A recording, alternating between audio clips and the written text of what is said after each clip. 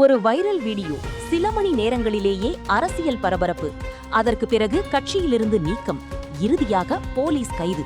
தமிழக வெற்றிக் கழக நிர்வாகி வீராசாமி விவகாரத்தில் என்ன நடந்தது? ஆரம்பத்திலிருந்து முழுமையாக பார்க்கலாம். சமூக வலைதளங்களில் கடந்த சில மணி நேரங்களாக அதிகம் பேசப்பட்டு வரும் விஷயம் செங்கல்பட்டு மாவட்டம் மாம்பாக்கம் ஊராட்சி மன்ற தலைவரும் தமிழக வெற்றிக் கழகத்தின் செங்கல்பட்டு கிழக்கு மாவட்ட இணைச் செயலாளருமான வீராசாமி தொடர்பான சர்ச்சை.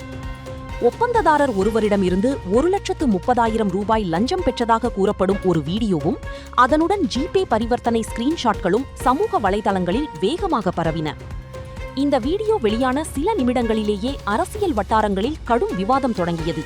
காரணம் என்னவென்றால், தமிழக வெற்றிக் கழகம் ஆரம்பிக்கப்பட்ட நாள் முதலே ஊழலுக்கு எதிரான அரசியல் என்ற நிலைப்பாட்டை தொடர்ந்து வலியுறுத்தி வருகிறது. அதனால் அந்த கட்சியின் நிர்வாகி மீது இப்படிப்பட்ட குற்றச்சாட்டு வெளியானது அரசியல் கவனத்தை ஈர்த்தது. எதிர்க்கட்சிகளும் இந்த விவகாரத்தை சுட்டிக்காட்டி பல்வேறு கேள்விகளை எழுப்பின. ஆனால் இதற்கிடையில் வீராசாமி தனது தரப்பில் விளக்கம் அளித்தார். இது லஞ்ச பணம் இல்லை, கைமாற்று பணம். எனக்கு லஞ்சம் வாங்கும் அதிகாரமே இல்லை.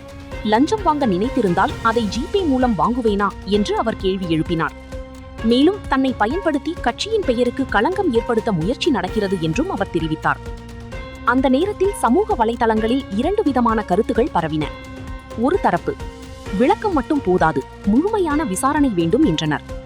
மற்றொரு தரப்பு, விசாரணை முடிவதற்கு முன்பே ஒருவரை குற்றவாளி என்று சொல்லக்கூடாது என்றும் கருத்து தெரிவித்தது. இந்த விவாதங்கள் நடைபெற்றுக் கொண்டிருந்த நிலையிலேயே தமிழக வெற்றிக் கழகம் அதிரடி நடவடிக்கை எடுத்தது. வீராசாமியை கட்சியின் அனைத்து பொறுப்புகளிலிருந்தும் அடிப்படை உறுப்பினர் பதவியிலிருந்தும் உடனடியாக நீக்குவதாக அதிகாரப்பூர்வமாக அறிவித்தது. இதோடு விவகாரம் முடிந்துவிடவில்லை. இதற்கிடையில் ஒப்பந்ததாரர் நவீன் காவல்துறையில் புகார் அளித்ததாக தகவல் வெளியானது. அந்த புகாரின் அடிப்படையில் பாலூர் போலீசார் விசாரணை நடத்தினர். விசாரணைக்கு பிறகு வீராசாமி மீது வழக்கு பதிவு செய்யப்பட்டு கைது செய்யப்பட்டார். பின்னர் அவரை நீதிமன்றத்தில் ஆஜர்படுத்தும் நடவடிக்கைகளும் மேற்கொள்ளப்பட்டன. இந்த சம்பவம் அரசியல் ரீதியாகவும் முக்கியத்துவம் பெறுவதற்கு காரணம் ஒன்று இருக்கிறது. கரூர் மாநாட்டில் தமிழக வெற்றிக் கழக தலைவர் ஜோசப் விஜய், குற்றச்சாட்டு வந்தால் யாராக இருந்தாலும் நடவடிக்கை எடுக்கப்படும், கட்சியில் இருந்தாலும் விட்டுக் கொடுக்க மாட்டோம் என்ற கருத்தை வெளிப்படுத்தியிருந்தார்.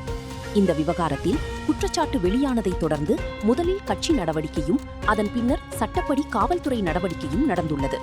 இதனால் கரூர் மாநாட்டில் கூறப்பட்ட நிலைப்பாட்டுக்கு ஏற்பவே கட்சி செயல்பட்டுள்ளது என்று சில அரசியல் பார்வையாளர்கள் கருத்து தெரிவித்து வருகின்றனர்.